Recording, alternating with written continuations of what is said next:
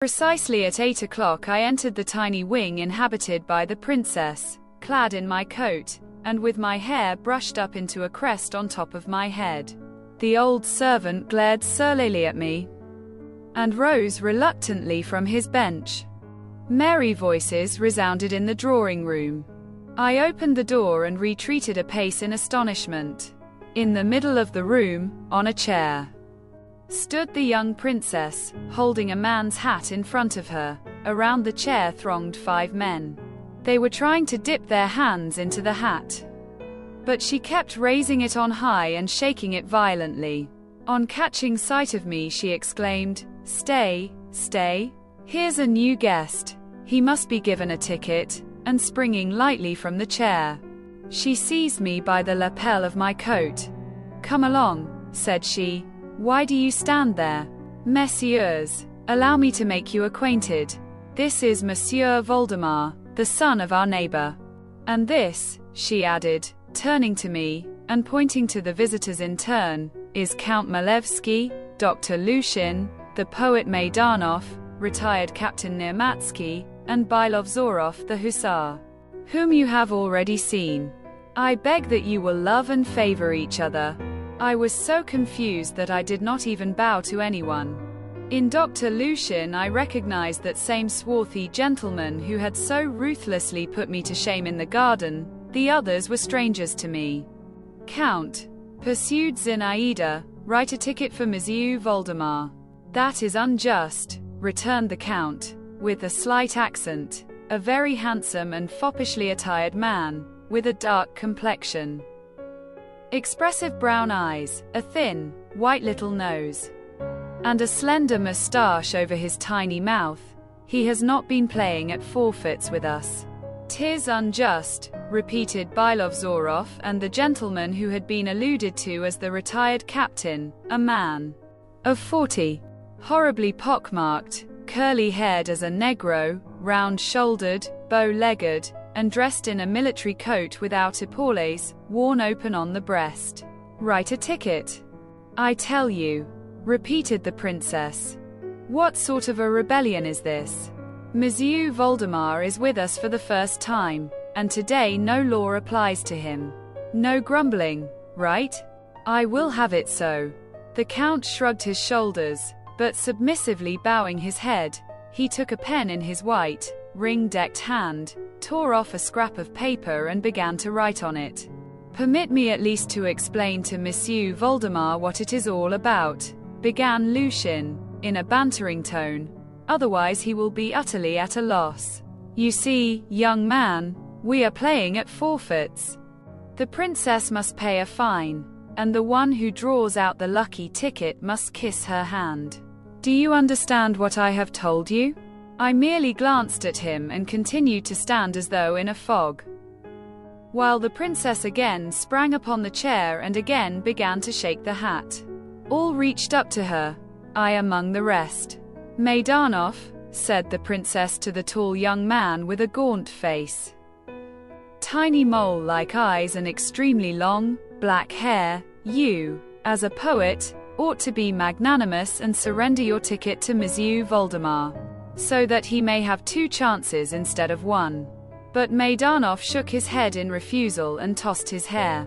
I put in my hand into the hat after all the rest, drew out and unfolded a ticket. Oh Lord! What were my sensations when I beheld on it, "Kiss, kiss." I cried involuntarily. "Bravo!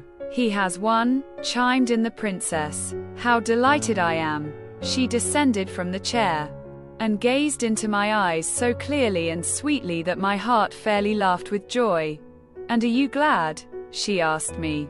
I stammered. "Sell me your ticket," suddenly blurted out Bylovzorov. "Right in my ear. I'll give you 100 rubles for it," I replied to the hussar by such a wrathful look that Zinaida clapped her hands. And Lushin cried, "That's a gallant fellow." "But," he went on, "in my capacity of master of ceremonies, I am bound to see that all the regulations are carried out. Monsieur Vladimir, get down on one knee. That is our rule. Zinaida stood before me with her head bent a little to one side, as though the better to scrutinize me, and offered me her hand with dignity. Things grew dim before my eyes. I tried to get down on one knee, plumped down on both knees, and applied my lips to Zinaida's fingers in so awkward a manner that I scratched the tip of my nose slightly on her nails. "Good," shouted Lucian, and helped me to rise. The game of forfeits continued. Zinaida placed me beside her. What penalties they did invent! Among other things, she had to impersonate a statue, and she selected as a pedestal the monstrously homely Nirmatsky, ordering him to lie flat on the floor, and to tuck his face into his breast. The laughter did not cease for a single moment. All this noise and uproar, this unceremonious, almost tumultuous merriment, these unprecedented relations with strangers, fairly flew to my head. For I was a boy who had been reared soberly, and in solitude, and had grown up in a stately home of gentry. I became simply intoxicated, as though with wine. I began to shout with laughter and chatter more loudly than the rest, so that even the old princess, who was sitting in the adjoining room with some sort of pettifogger from the Evsky Gate 5, who had been summoned for a conference, came out to take a look at me. But I felt so happy that, as the saying is, I didn't care a farthing for anybody's ridicule, or anybody's oblique glances. Zinaida continued to display a preference for me and never let me leave her side. In one forfeit I was made to sit by her, covered up with one and the same silk kerchief. I was bound to tell her my secret.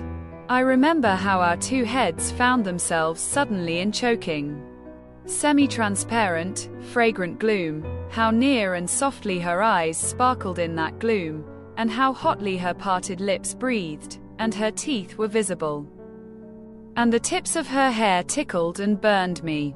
I maintained silence. She smiled mysteriously and slyly, and at last whispered to me, "Well, what is it?" But I merely flushed and laughed, and turned away, and could hardly draw my breath. We got tired of forfeits, and began to play string. Good heavens! What rapture I felt when, forgetting myself with gaping, I received from her a strong, sharp rap on my fingers, and how afterward I tried to pretend that I was yawning with inattention, but she mocked at me and did not touch my hands, which were awaiting the blow. But what a lot of other pranks we played that same evening. We played on the piano, and sang, and danced, and represented a gypsy camp. We dressed Nirmatsky up like a bear, and fed him with water and salt. Count Malevsky showed us several card tricks, and ended by stacking the cards and dealing himself all the trumps at whist, upon which Lucian had the honor of congratulating him. Maidanov declaimed to us fragments from his poem, The Murderer. This occurred in the very thick of Romanticism, which he intended to publish in a black binding, with the title in letters of the color of blood. We stole his hat from the knees of the pettifogger from the Evsky Gate, and made him dance the Cossack dance by way of redeeming it. We dressed old Vonifati up in a mob cap, and the young princess put on a man's hat. It is impossible to recount all we did. Bylovzorov alone remained most of the time in a corner, angry and frowning. Sometimes his eyes became suffused with blood. He grew scarlet all over and seemed to be on the very point of swooping down upon all of us and scattering us on all sides, like chips. But the princess glanced at him, menaced him with her finger, and again he retired into his corner. We were completely exhausted at last. The old princess was equal to anything, as she put it. No shouts disconcerted her, but she felt tired and wished to rest. At midnight supper was served, consisting of a bit of old, dry cheese and a few cold patties filled with minced ham, which seemed to us more savory than any pasty. There was only one bottle of wine, and that was rather queer, dark, with a swollen neck, and the wine in it left an aftertaste of pinkish dye. However, no one drank it. Weary and happy to exhaustion, I emerged from the wing. A thunderstorm seemed to be brewing. The black storm clouds grew larger and crept across the sky, visibly altering their smoky outlines. A light breeze was uneasily quivering in the dark trees. And somewhere beyond the horizon the thunder was growling angrily and dully, as though to itself. I made my way through the back door to my room. My nurse valet was sleeping on the floor and I was obliged to step over him. He woke up, saw me, and reported that my mother was angry with me, and had wanted to send after me again. But that my father had restrained her. I never went to bed without having bidden my mother good night and begged her blessing. There was no help for it. I told my valet that I would undress myself and go to bed unaided, and extinguish the candle. But I did not undress and I did not go to bed. I seated myself on a chair and sat there for a long time, as though enchanted. That which I felt was so new and so sweet. I sat there, hardly looking around me and without moving, breathing slowly, and only laughing silently now, as I recalled. Now inwardly turning cold at the thought that I was in love, that here it was, that love. Zinaida's face floated softly before me in the darkness, floated, but did not float away. Her lips still smiled as mysteriously as ever.